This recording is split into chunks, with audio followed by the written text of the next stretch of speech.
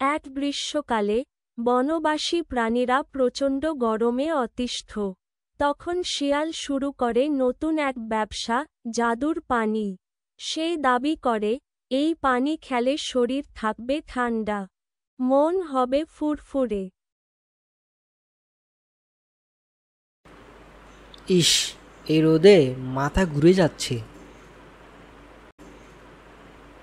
কোনো ঠান্ডা পানির দোকান থাকলে কত ভালো হতো।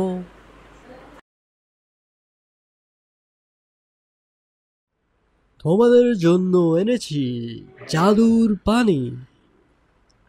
এখানে পাওয়া যায় ঠান্ডা তুনতুনে পানি, খেলে গরম ছুটে পালাবে।